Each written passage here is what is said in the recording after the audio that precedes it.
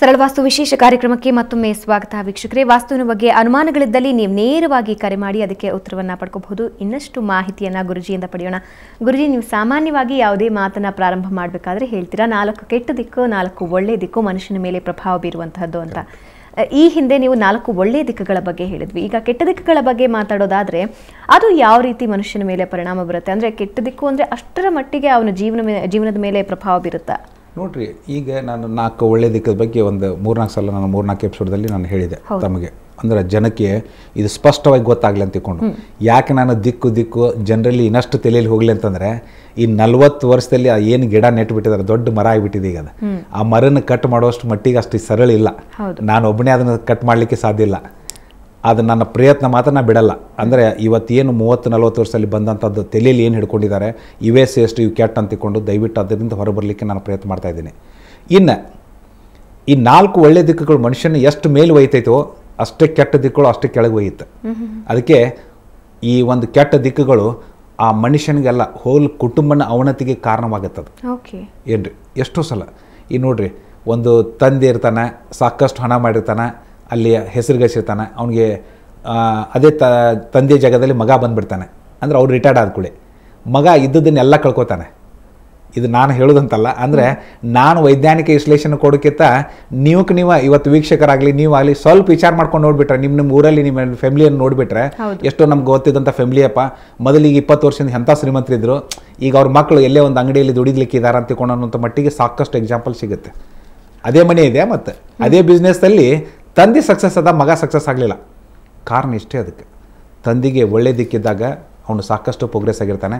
ಯಾವಾಗ ಮಗ ಬರ್ತಾನೆ ಅದೇ ತಂದೆಗಾದಂಥ ಉತ್ತರ ಇವನಿಗೆ ಒಳ್ಳೇದಿರೋದಿಲ್ಲ, ಅಷ್ಟೇ ಇವನು ಕೆಳಗಡೆ ಹೋಗಲಿಕ್ಕೆ ಸಾಧ್ಯ ಆಗುತ್ತೆ. ಅದಕ್ಕೆ ನಾನು ಒಂದು ಮಾತನ್ನು ಸ್ಪಷ್ಟಪಡಿಸ್ತಾ ಇದ್ದೀನಿ. ಇವತ್ತು ಕೆಟ್ಟ ದಿಕ್ಕು ಒಂದೊಂದು ಸಲ ತಂದೆ ಏನೂ ಗಳಿಸಿರಂಗಿಲ್ಲ, ಮಗ ಸಾಕಷ್ಟು ಗಳಿಸ್ತಾನೆ. ತಂದೆಗೆ ಅದು ಒಳ್ಳೇದು ಅನಿಸಿರಂಗಿಲ್ಲ, ಅಂದರೆ ಒಳ್ಳೆ ದಿಕ್ಕಿರಲ್ಲ, ಅವನು ಪ್ರೋಗ್ರೆಸ್ಸೇ ಕಾಣಲ್ಲ. ಒಂದು ಸಲ ಯಾವಾಗ ಮಗ ಅವನ ಜಗದಲ್ಲಿ ಬರ್ತಾರೆ, ಆ ತಂದೆ ಜಗದಲ್ಲಿ ಬರ್ತಾರೆ, ಆ ತಂದೆಯಲ್ಲಿ ಜಗದಲ್ಲಿ ಬಂದಾಗ ಸಾಕಷ್ಟು ಅಭಿವೃದ್ಧಿ ಕಾಣ್ತಾರೆ. ಅಂದರೆ ಹಂಗೂ ಆಗ್ಬೋದು ಹಿಂಗೂ ಆಗ್ಬೋದು. ಅದಕ್ಕಿಲ್ಲಿ ನಾನು ವೈಜ್ಞಾನಿಕ ವಿಶ್ಲೇಷಣೆ ಕೊಡೋಕ್ಕಿಂತ ನೆನಪು ಮಾಡ್ಕೊಳ್ಳಿ ಅಂತ ಹೇಳ್ತೀನಿ. ಮತ್ತು ಎಷ್ಟೋ ಸಲ ಒಳ್ಳೆ ಇದಾಗಿರ್ತೈತಿ, ಬಾಡಿಗೆ ಮನೆಯಲ್ಲಿ ಸಾಕಷ್ಟು ಅಭಿವೃದ್ಧಿ ಕಂಡಿರ್ತಾರೆ, ಸಾಕಷ್ಟು ಹಣ ಬರುತ್ತೆ, ಸ್ವಂತ ಮನೆಯನ್ನು ಕಟ್ಟಿಸ್ಕೋತಾರೆ. ಸ್ವಂತ ಮನೆ ಕಟ್ಟಿಸ್ಕೊಂಡಿಂದ ಅದನ್ನು ಬ್ಯಾಂಕಿಗೆ ಹಣ ತುಂಬಲಾರ್ದಂಗಾಗಿ ಮತ್ತು ಆ ಮನೆಯನ್ನು ಮಾರುವಂಥ ಪರಿಸ್ಥಿತಿ ಬಂದದಂಥದ್ದು 100 ಅಲ್ಲ 1000 ಎಕ್ಸಾಂಪಲ್ ನಿಮ್ಮ ಕಣ್ಣೆದುರಿಗೂ ಸ್ವಲ್ಪ ವಿಚಾರ ಮಾಡಿಬಿಟ್ಟು ಸರ್ಕಲ್ದಲ್ಲಿ ಸಿಕ್ಬಿಡುತ್ತೆ. ಕಾರಣ ಏನ್ರಿ, ಬಾಡಿಗೆ ಮನೆಯಲ್ಲಿದ್ದಾಗ ಸಾಕಷ್ಟು ಅಭಿವೃದ್ಧಿ ಕಂಡಂಥ ಮನುಷ್ಯ ಸ್ವಂತ ಮನೆಗೆ ಯಾಕೆ ಕಾಣಲಿಲ್ಲ? ಇದೇ ದಿಕ್ಕು. ಇಲ್ಲಿ ಏನು ಬಾಡಿಗೆ ಮನೆಗೆ ಅದು ಪಶ್ಚಿಮನ ಒಳ್ಳೇದಿತ್ತು, ಪಶ್ಚಿಮ ಅನ್ನೋದು ಲಕ್ಷ ಹೋಗಿದ್ದು ಬಿಟ್ಟು ಸ್ವಂತ ಮನೆ ತೊಗೊಳತ್ನಾಗ ಉತ್ತರಕ್ಕೆ ಪೂರ್ವಕ್ಕೆ ಹೋಗಿ ಎಲ್ಲ ಕಳ್ಕೊಂಡಿರ್ತಾನೆ. ಓಕೆ, ಇವಾಗ ನಮ್ಮ ಕಾಲರ್ ರೆಡಿ ಆಗಿದ್ದಾರೆ. ಸಿದ್ದಯ್ಯ ಬಳ್ಳಾರಿಯಿಂದ ಕರೆ ಮಾಡಿದ್ದಾರೆ. ಸಿದ್ದಯ್ಯ, ನಿಮ್ಮ ಪ್ರಶ್ನೆ ಏನಿದೆ ಗುರುಜಿನ್ ಕೇಳಿ. ಪ್ರಶ್ನೆ ನಮ್ದು ಪೂರ್ವ ದಿಕ್ಕಿಗೆ. ಹೇಳಿ, ತಮ್ಮ ಡೇಟ್ ಆಫ್ ಬರ್ತ್ ಹೇಳಿ. ನಮ್ಮ ಡೇಟ್ ಆಫ್ ಬರ್ತ್ 29/5/77. 29/5/77 ಅಲ್ಲ? ಹೌದೌದು. ಆಮೇಲೆ ಇದು ನೋಡಿ, ನೀವ ಮನೆ ನಡೆಸೋರಲ್ಲ? ಹೌದೌದ್ರಿ. ಹೌದಲ್ಲ? ಈಗ ಪೂರ್ವ ದಿಕ್ಕಿಗಿದೆಯಾ? ಹೌದು, ಪೂರ್ವ ದಿಕ್ಕಿಗಿದೆ ಈಗ. ಈಗ ನೋಡ್ರಿ, ನಿಮ್ಮ ಮನೆ ಇದಂತಂದ್ರೆ 77 ಅಲ್ಲ? ಹೌದ್ರಿ, 77 ರೀ. ಇಲ್ಲೇ ಪೂರ್ವ ದಿಕ್ಕ ಅಂದ್ರೆ ಏನಾಗುತ್ತೆ ಗೊತ್ತಾ? ನಿಮಗೆ ಒಳ್ಳೆ ದಿಕ್ಕಲ್ಲ, ಇದು -70% ರಿಸಲ್ಟ್ ಕೊಡುವಂಥದ್ದು. ಇಲ್ಲಿ ಏನಾಗುತ್ತೆ ನಿಮ್ಗೆ ಹೇಳ್ತೀನಿ ನೋಡ್ರಿ. ನಿಮ್ಮ ಮನೆಯಲ್ಲಿ ಏನೇನಾಗಿರ್ತೈತೆ ಅನ್ನೋದಕ್ಕೆ ನೀವೇನೇ ಕೆಲಸ ಮಾಡಿದ್ರು ಆಲ್ವೇಸ್ ಬ್ಯಾಡ್ ಲಕ್ ಅಂತಾರಲ್ಲ, ದುರಾದೃಷ್ಟ ಅಂತ ಯಾವಾಗಲೂ ನಿಮ್ಮ ಹಿಂದೆ ಬೆನ್ನು ಹತ್ತಿರ್ತೈತಿ. ಆಮೇಲೆ ಏನೇ ಒಂದು ಕೆಲಸ ಕೈ ಹಾಕಿದ್ರು ಸತ್ಯಕ್ಕೆ ಅಬ್ಸ್ಟಕಲ್ಸ್ ಬರುತ್ತೆ, ಹೆಲ್ತ್ದಲ್ಲಿ ಪ್ರಾಬ್ಲಮ್ ಆಗುತ್ತೆ. ಅನ್ನೆಸಲಿ ಕೋರ್ಟ್ ಮ್ಯಾಟರಿಗೂ ಸತ್ಯಕ್ಕೆ ಹೋಗಿರುತ್ತೆ, ಕೋರ್ಟ್ ಮ್ಯಾಟರ್ದಲ್ಲಿ ನೀವು ಗೆದ್ರು ಸಹಿತ ಅದಕ್ಕಿಂತ ಹೆಚ್ಚಿಗೆ ಹಣ ಕಳ್ಕೊಳ್ಳುವಂಥ ಪರಿಸ್ಥಿತಿ ಬಂದಿರ್ತೈತಿ. ಪೂರ್ವ ಇದೆ, ಆದ್ರೆ ಬಾಡಿಗೆ ಮನೆ ನೋಡ್ರಿ. ಇವನ್ ಬಾಡಿಗೆ ಮನೆ ಸತ್ಯಕ್ಕೆ ನಿಮ್ಮ ಮೇಲೆ ಪ್ರಭಾವ ಇರೋದು ನೆನ್ಪಿಟ್ಕೊಳ್ಳಿ. ಆಮೇಲೆ ಇನ್ನು ಏನೋ ನೀವು ಮನೆ ಕಟ್ಸಿದ್ರೆ ಉತ್ತರಕ್ಕೆ ನೀವು ಮನೆ ಇಡಬಾಡ್ರಿ ಬಾಗ್ಲಾನ. ಉತ್ತರ ನಿಮಗೆ -100, ಪೂರ್ವ ಸಹಿತ -70%. ಅದು ನೀವು ಏನೋ ಮನೆ ಕಟ್ಟಿದ್ರೆ ಈಶಾನ್ಯಕ್ಕೆ ಮುಖ ಮಾಡಿ ಇರಬೇಕು ಅದು ಡೋರು, ಅಥವಾ ಪಶ್ಚಿಮಕ್ಕೆ ಸಹಿತ ಇತ್ತಂತಂದ್ರೆ ನೀವು ಸಾಕಷ್ಟು ಅಭಿವೃದ್ಧಿಯನ್ನು ಕಾಣ್ತೀರಿ. ಹೌದು, ಸಾಕಷ್ಟು ಅಭಿವೃದ್ಧಿ ಕಾಣ್ತೀರಿ. ಇವನ್ ನೀವು ಬಾಡಿಗೆ ಮನೆ ಇಡೋತ್ನಾಗ ಒಂದು ಪಶ್ಚಿಮಕ್ಕೆ ಹಿಡಿದು ನೋಡ್ರಿ, ನೀವು ಮತ್ತೆ ಹೆಂಗೆ ಅಭಿವೃದ್ಧಿ ಕಾಣ್ತೀರಿ ಗೊತ್ತಾಗತ್ತೆ. ಈಗ ಅರವಿಂದ್ ದಾಂಡೇಲಿಯಿಂದ ಕರೆ ಮಾಡಿದ್ದಾರೆ. ಅರವಿಂದ್, ನಿಮ್ಮ ಸಮಸ್ಯೆ ಏನಿದೆ ಗುರುಜಿನ್ ಕೇಳಿ. ಗುರುಜಿ ಅವರೇ, ಹೇಳಿ. ನಮಸ್ಕಾರ. ನಮಸ್ಕಾರ. ನಮಸ್ಕಾರ. ನಾವು ದಾಂಡೇಲಿಯಿಂದ ಅರವಿಂದ್ ಅಂತ ಮಾತಾಡ್ತಾ ಇರೋದು. ಅರವಿಂದ್ ಚೆನ್ನದ್. ಹೇಳಿ. ನಮ್ಮ ಮನೆ ಈಗ ಹೊಸದಾಗಿ ನಾವು 4 ವರ್ಷ ಆಯ್ತು. ಆಕ್ಷನ್ ಅಲ್ಲಿ ತಗೊಳ್ತೀವಿ ಮನೆನ. ಹೌದಲ್ಲ? ಅದು ಈಗ ಪೂರ್ವ ದಿಕ್ಕಿನಲ್ಲಿ ಇದೆ ಮನೆ. ಪೂರ್ವ ದಿಕ್ಕಿದಲ್ಲಿದೆ ಅಂದ್ರೆ ತಮ್ಮ ಡೇಟ್ ಆಫ್ ಬರ್ತ್ ಹೇಳ್ರಿ, ತಾವ ಮನೆ ನಡೆಸ್ತಿರಲ್ಲ? ಹೌದ್ರಿ, 2566. ಎಷ್ಟ್ರಿ? 2566 66 ಅಲ್ಲ? ಹೌದ್ರಿ. ನೋಡ್ರಿ, ಪೂರ್ವ ನಿಮ್ಮ ಪಾಲಿಗೆ -100%. ಹೌದ್ರಿ. ಹೌದು, ನೀವು ಅದನ್ನ ಆಸ್ ಇಟ್ ಇಸ್ ಪೂರ್ವ ಇಟ್ಕೊಂಡು ಮತ್ತೆ ಇರ್ಲಿಕ್ಕೆ ಅದು ಹೋದ್ರ ಅಂತಂದ್ರೆ ನಿಮಗೆ ಎಲ್ಲಾ ರೀತಿ ತೊಂದರೆ ಆಗುತ್ತೆ. ಸ್ವಲ್ಪ ಲಕ್ಷ ವಹಿಸ್ಬೇಕ್ರೆ. -100 ಬಂದಾಗ ನಮ್ಮ ವಾಸ್ತು ತಜ್ಞರು, ನನ್ನ ಸೈನ್ಸ್ ಆಗಿದೆ ಅಂದ್ರೆ ಮನೆ ಹೊರಗಡೆ ನಿಂತ್ಕೊಂಡು ಅವರ ಪೂರಾ ಹಣೆ ಬರವನ್ನು ಹೇಳ್ಬೋದು. ಅದಕ್ಕೆ ಸ್ವಲ್ಪ ಇದ್ರ ಬಗ್ಗೆ ನೀವು ಲಕ್ಷ ವಹಿಸ್ಕೊಂಡು ಕರೆಕ್ಟ್ ಮಾಡ್ಕೊಂಡು ನೀವು ಅದರಲ್ಲಿ ಎಂಟ್ರಿ ಮಾಡೋದು ಒಳ್ಳೇದು. ಹಾ, ಹೇಳಿ.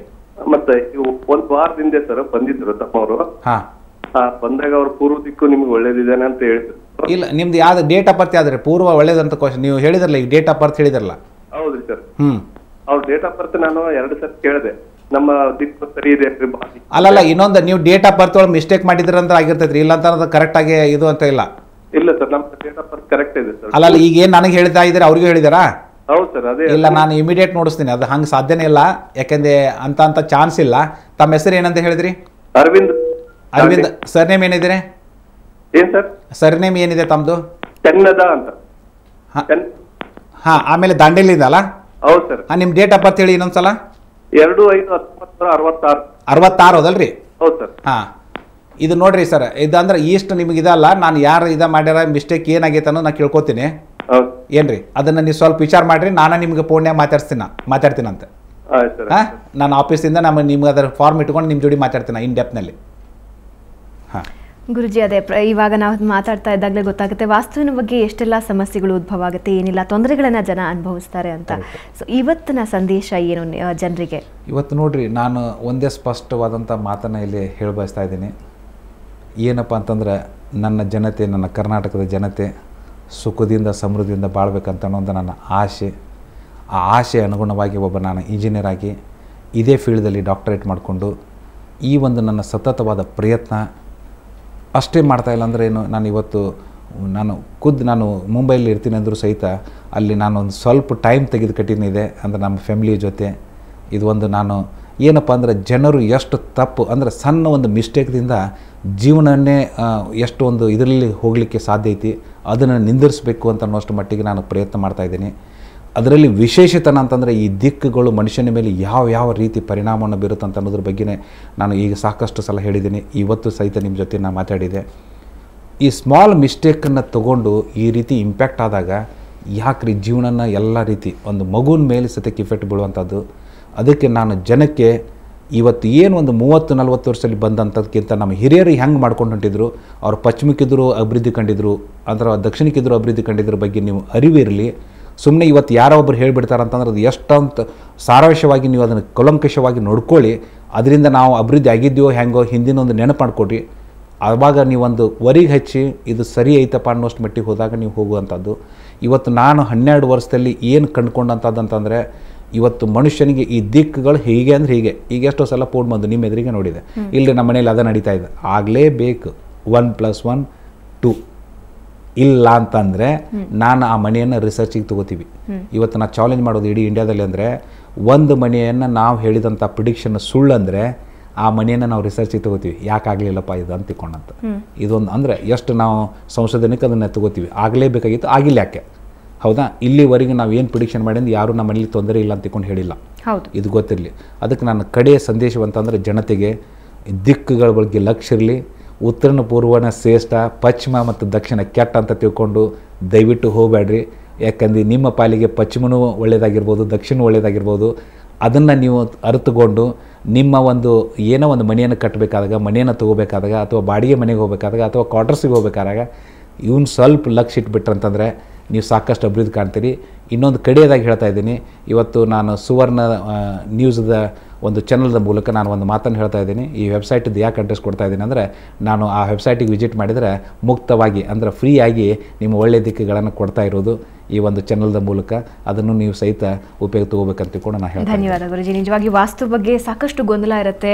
ಮನೆಯೇ ಕಿತ್ತು ಬೇರೆ ಮನೆ ನಿರ್ಮಾಣ ಮಾಡಬೇಕು, ಬಾಗಿಲೇ ಕಿತ್ತು ಬೇರೆ ಕಡೆಗೆ ಹಾಕಬೇಕು ಅನ್ನೋ ಹಲವಾರು ಗೊಂದಲಗಳಿರುತ್ತೆ. ಆ ಎಲ್ಲ ಗೊಂದಲಗಳಿಗೆ ಉತ್ತರ ಕೊಟ್ರಿ. ಧನ್ಯವಾದ. ನಮಸ್ಕಾರ ವೀಕ್ಷಕರೇ, ಇದು ಇವತ್ತಿನ ವಿಶೇಷ ಕಾರ್ಯಕ್ರಮ. ಕ್ಷಣ ಕ್ಷಣದ ಸುದ್ದಿಗಾಗಿ ನೋಡ್ತಾ ಇರಿ ಸುವರ್ಣ ಸುದ್ದಿವಾಹಿನಿ.